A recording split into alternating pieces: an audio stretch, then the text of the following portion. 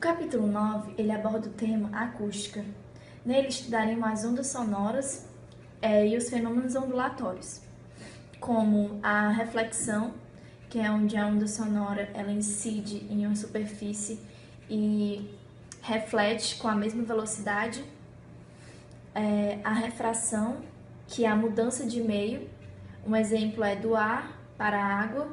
Nesse caso, a velocidade vai aumentar, pois quanto maior o índice de refração, maior será a velocidade. Temos a interferência, que pode ser construtiva e destrutiva. A difração, que é o som ele vai contornar um obstáculo, mas esse obstáculo ele tem que possuir a mesma grandeza, a mesma ordem de grandeza do comprimento de onda desse som. Temos a ressonância, que é quando dois sistemas possuem a mesma frequência e tem que possuir a frequência natural também. E por último o efeito Doppler, que é a diferença de frequência. O observador ele escutará uma frequência diferente da emitida. Intensidade sonora pode ser definida fisicamente pela potência sonora recebida dividida pela área de superfície. Ou seja, é a qualidade que nos permite caracterizar se um som é forte ou fraco, dependendo da energia que a onda sonora transfere. O timbre é uma característica fundamental do som que permite distinguir uma mesma nota ou som fundamental em vários instrumentos. Por exemplo, um Lá no violão é diferente de um Lá de um violino, do Lá de uma flauta, do Lá de um cantor. Isso porque eles têm a mesma frequência, porém o formato da onda é diferente. O timbre também é conhecido como qualidade do som, e é por isso, e em razão dessa característica, ele é o que permite a afinação dos instrumentos, em razão da composição dos harmônicos, que podem ser os primeiros harmônicos, segundos, terceiros ou quartos. O intervalo acústico é dado sobre a frequência F2 sobre F1, sendo que F2 sempre vai ser maior que F1. Supondo fixas variáveis, a proporcionalidade do diâmetro do som vai ser inversamente proporcional ao som. Essas variáveis, o som emitido vai ser inversamente proporcional ao comprimento da corda. Supondo fixas variáveis, o som emitido vai ser diretamente proporcional à raiz quadrada da força da velocidade. Se eu fixo as variáveis, a frequência da corda vai ser diretamente proporcional à massa específica do instrumento. Nesse capítulo a gente vai ver a noção do modo fundamental e do modo harmônico. O primeiro harmônico, o segundo harmônico, o terceiro harmônico, etc. O primeiro harmônico ele é dado por frequência é igual a... O principal é a vibração harmônica ou o modo fundamental da vibração. Essa vibração é dada por lambda é igual a frequência vezes V sobre 2L. Já em seguida, o segundo harmônico é dado por 2V sobre 2L. Bem, considerando N, o número de vibrações harmônicas, nós temos então a equação frequência é igual a NV sobre 2L. Frequências naturais de uma corda em relação às características naturais dessa corda. Se nós tivermos uma corda cilíndrica e, como posso dizer, natural, nós temos que a sua vibração, a sua velocidade é igual a V é igual a 1 sobre R, raiz quadrada de F, frequência, sobre a massa específica da corda vezes π. Substituindo a primeira equação na segunda, nós temos frequência igual a N sobre 2L, raiz quadrada de F, sobre a massa específica da corda vezes π. Flauta, saxofone, órgão e fole são instrumentos que produzem sons magníficos, mas ao olhar intelectual da física, são considerados tubos sonoros, que são canos sólidos e ocos, que abrigam passagens gasosas, geralmente o ar. Eles podem ser tubos abertos ou fechados. Sonoros abertos, eles possuem duas extremidades abertas. Lá ocorre a formação de ventres. A distância entre os ventres é lambda sobre 2. Generalizando a ordem do harmônico, temos frequência, que é igual ao número do harmônico, que você sabe que pode ser 1, 2, 3, 4, que é conjunto de números naturais. E vezes a velocidade de propagação sobre 2 vezes o comprimento. Tubos fechados possuem duas extremidades, uma extremidade aberta e outra fechada. Na extremidade fechada temos os nós e na aberta os ventres. A distância do ventre ao nó é 1/4 de onda. Generalizando, a fórmula dos tubos fechados é F igual a N vezes V sobre 4L, sendo F a frequência, N o número de harmônico, sendo que só podemos utilizar os números ímpares, V a velocidade e L o comprimento de onda. Só podemos estabelecer harmônicos ímpares de frequência fundamental. A velocidade de propagação do som no ar a 15 graus Celsius é cerca de 340 metros por segundo. No ar e em outros gases, essa velocidade é relativamente pequena. Já nos líquidos e nos sólidos, onde as moléculas estão mais próximas entre si e a interação é mais intensa, essa velocidade é bem maior. Na água, por exemplo, chega a 1.500 metros por segundo. Além disso, a velocidade de propagação do som, ela emitida por uma dada fonte, não depende da velocidade dessa fonte. Por exemplo, quando o motorista com seu carro em movimento dá uma buzina, o som que se propaga é com a mesma velocidade de que se o veículo estivesse no repouso.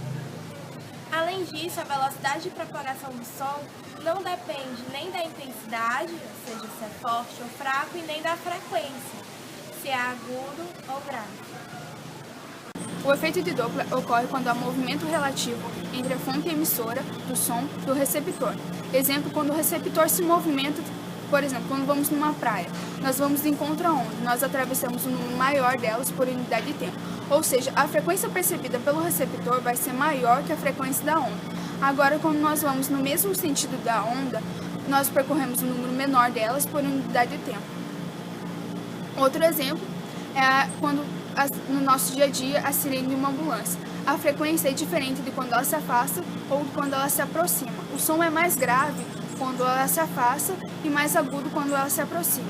Ou seja, percebemos com isso que a frequência ela depende do movimento relativo entre a fonte emissora do som e o receptor. Temos aqui a fórmula do efeito de Doppler. A frequência aparente é igual à frequência real vezes a velocidade do som mais ou menos a velocidade do observador sobre a velocidade do som mais ou menos a velocidade da fonte. Uma onda sonora pode atingir duas pessoas, porém a sensação sonora que essas pessoas podem sentir é diferente. Uma pode sentir com mais intensidade e outra pessoa pode sentir essa onda com menos intensidade. Esse exemplo caracteriza a sonoridade, que depende da intensidade da onda. Quanto mais intensa a onda sonora, maior é a sonoridade. A sonoridade também depende da frequência da onda, porque o nosso aparelho auditivo ele é sensível apenas a determinadas frequências, como por exemplo de 2 a 4 kHz. Temos aqui um gráfico da intensidade sonora por frequência. Bem, quando o som atinge o aparelho auditivo normal de uma pessoa, ele deve ter uma intensidade sonora mínima para ser ouvido, e essa intensidade se chama limiar de audibilidade. Qualquer som com uma intensidade abaixo dela provoca sensação auditiva nula. Alternadamente, também há uma outra limiar, chamada limiar de dor. Qualquer som com frequência acima dessa limiar provoca uma sensação auditiva acompanhada de dor ou desconforto. E qualquer som entre as duas intensidades provoca uma sensação auditiva normal. Vale ressaltar que o som do aparelho auditivo humano é sensível a frequências entre 2.000 e 4.000 Hz. Para saber uma intensidade sonora, nós precisamos usar a fórmula beta é igual a log de I sobre zero, onde beta é o nível de intensidade sonora, log é o logaritmo, I é a intensidade sonora que procuramos e zero é a limiar de audibilidade. A unidade no SI do nível sonoro é o Bell, porém nós costumamos utilizar mais o decibel. 1 decibel é cerca de 1/10 de Bell. Um ambiente com cerca de 40 decibéis é considerado calmo. com mais de 60 decibéis é barulhento, e aqueles que apresentam mais de 80 decibéis possuem poluição sonora. Pessoas que ficam durante muito tempo expostas a esses níveis sonoros maiores que 85 decibéis podem apresentar danos irreversíveis à sua audição. A seguir mostraremos alguns exemplos com seus respectivos níveis sonoros.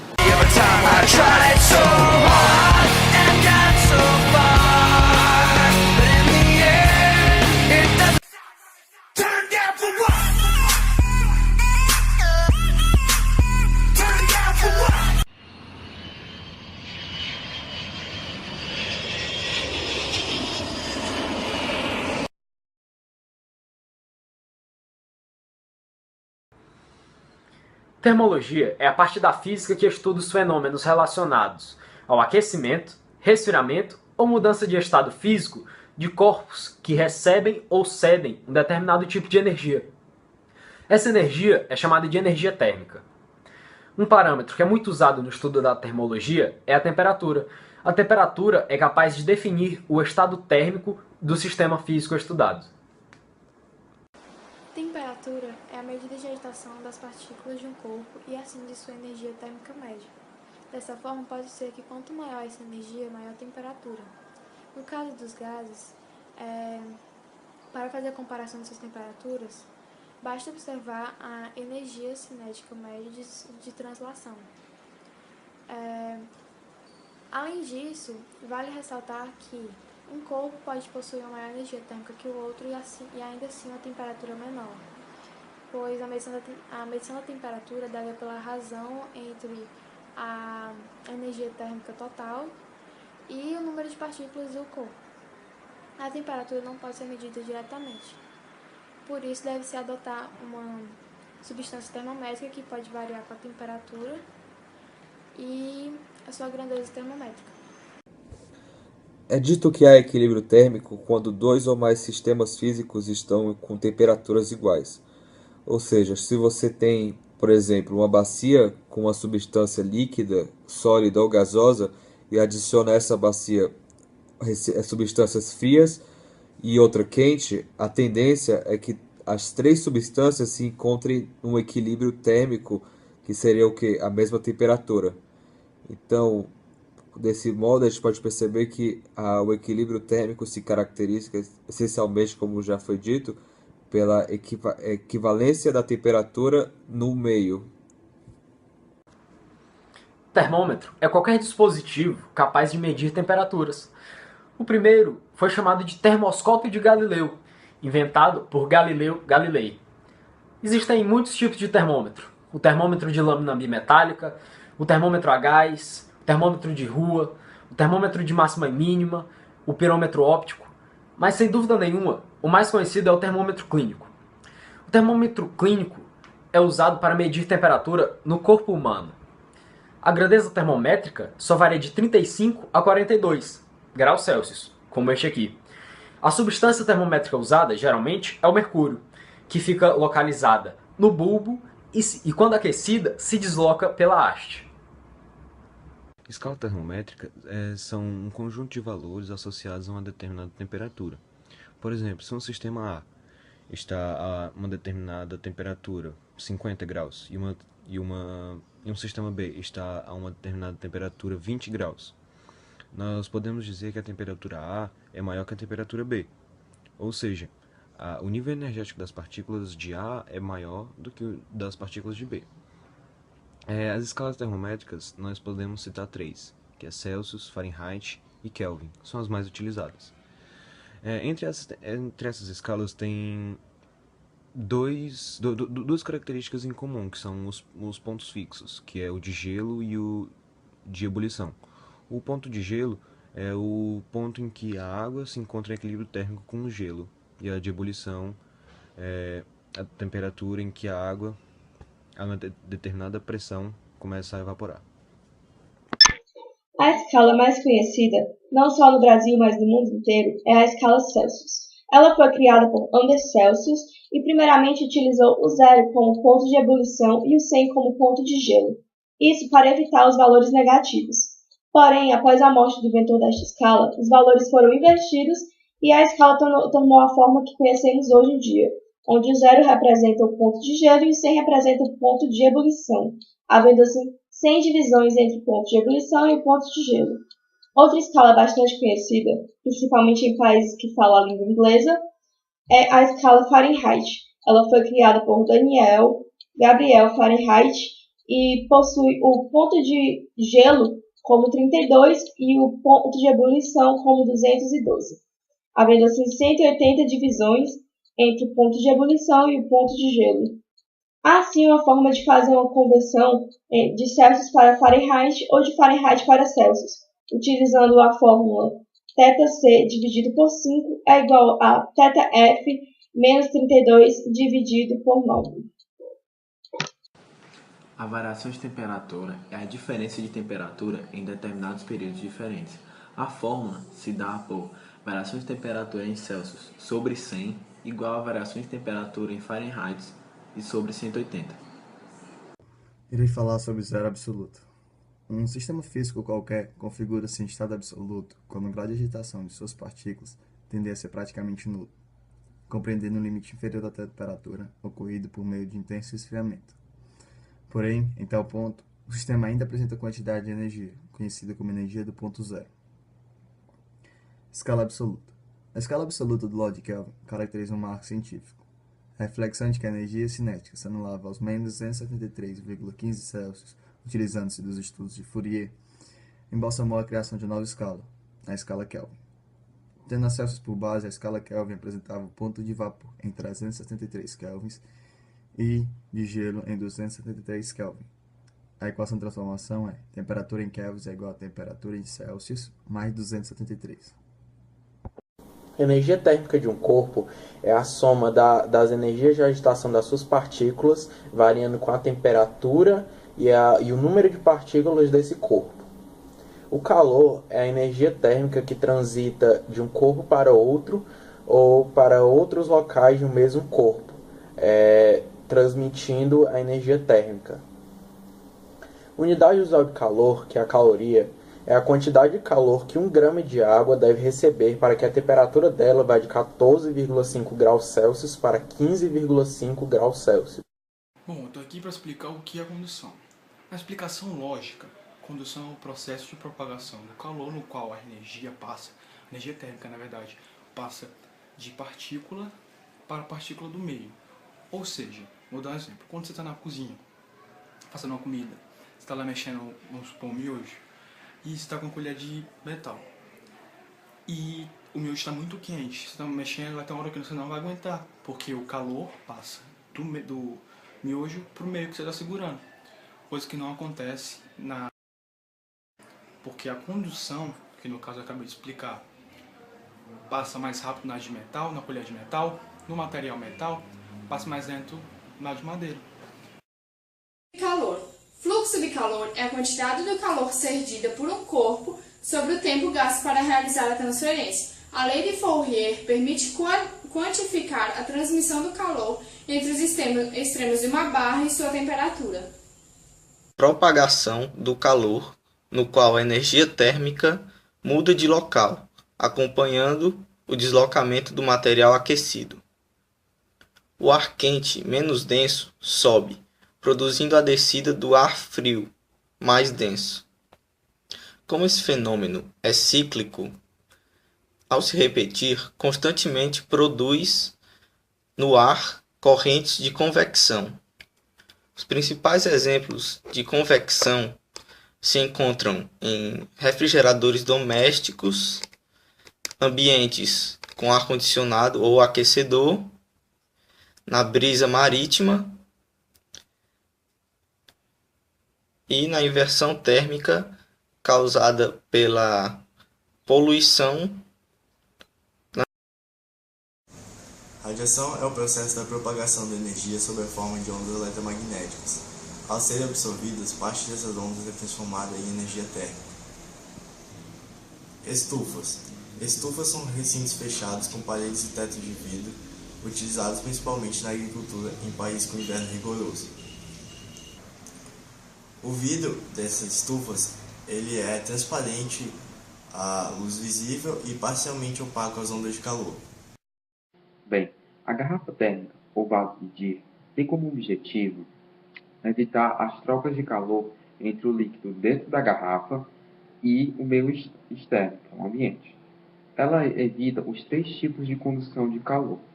O primeiro, a garrafa ela é formada por duas partes de vidro espelhadas, onde entre elas tem um vácuo. O vácuo ele evita a passagem de calor por condução. A garrafa ela é bem tampada, e evitando assim a troca de calor por convecção. E os vidros são espelhados, evitando a radiação que sai do líquido quente, que ele vai sair radiações eletromagnéticas sob formas de ondas de calor. E com a espelha ela vai refletir todas as ondas e assim evitando a radiação. Como já sabemos, a temperatura ela está relacionada com a agitação das moléculas de um corpo. Quando ocorre uma agitação maior, que é quando a temperatura está maior, ocorre uma chamada dilatação do corpo, chamada também de dilatação térmica. E quando a temperatura está menor, ela influencia na agitação, fazendo com que ela fique menor. E isso faz com que o corpo fique com uma dilatação menor, chamada também de contração térmica. Tomando, por exemplo, um fio metálico de comprimento L0 e aumentando sua temperatura até certo ponto, percebemos que esse material se dilata. E essa dilatação pode ser medida pela equação ΔL igual ao L0, que é o comprimento inicial, vezes o coeficiente de dilatação linear, que muda de cada material, vezes a variação da temperatura. E o comprimento final pode ser medido pelo comprimento inicial, vezes 1 mais o coeficiente de dilatação linear, vezes a variação da temperatura. Agora a gente vai apresentar o experimento das lâminas bimetálicas que demonstram o funcionamento da dilatação linear dos sólidos. Aqui a gente pode ver que o papel está subindo porque o alumínio dilata mais do que o papel que está em cima. Isso provoca esse fenômeno que faz com que a face, como a face do alumínio está virada para baixo, ele vai subir. E se a gente tirar e deixar ele descansar por um tempo, deixar ele longe do calor, ele vai descer e voltar ao normal. Ele tende a voltar ao normal. Agora, para comprovar o experimento, a gente vai fazer ele com a parte do papel virada para baixo e a parte do alumínio virada para cima, e a gente vai ver que a gente vai constatar que ele vai acontecer exatamente o oposto do experimento passado. A gente pode ver aqui o papel, a parte do papel vem para baixo, junto com o alumínio, porque o alumínio dilata mais tempo que aqui, ele pesa mais o décimo.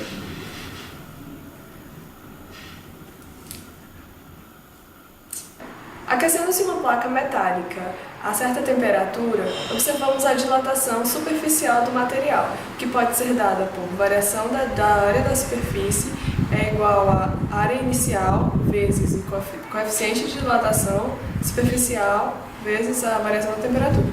Bom, eu vou falar do capítulo 6, tópico 5, que fala sobre a dilatação volumétrica dos sólidos. Quando as substâncias sólidas, líquidas ou gasosas elas são aquecidas, ou seja, quando aumenta de temperatura, elas se dilatam. E a dilatação volumétrica nada mais é do que a variação do volume desses corpos. E é calculada através de ΔV igual a gama, que é o coeficiente de dilatação volumétrica, vezes volume inicial vezes ΔT.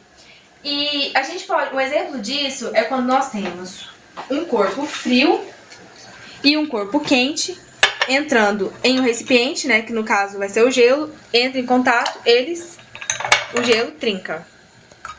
Um líquido, devido às suas características, ele necessita de um recipiente sólido para que seu volume seja determinado. Se a gente colocar um líquido, por exemplo, num frasco graduado, até a marca de 10 decímetros cúbicos, e colocar o conjunto frasco líquido para ser aquecido, a gente vai perceber que o líquido ele vai atingir a marca de 11 decímetros cúbicos. Mas isso não significa necessariamente que o líquido ele se dilatou 1 decímetro cúbico, porque o frasco também dilata. Então a gente pode perceber que o líquido ele tem 2 tipos de dilatação, que é a real, que é a que não depende do frasco, e a aparente, que é a que depende do frasco. Então se a gente tiver recipientes de material diferente, a gente vai perceber que o líquido extravasado vai ser diferente.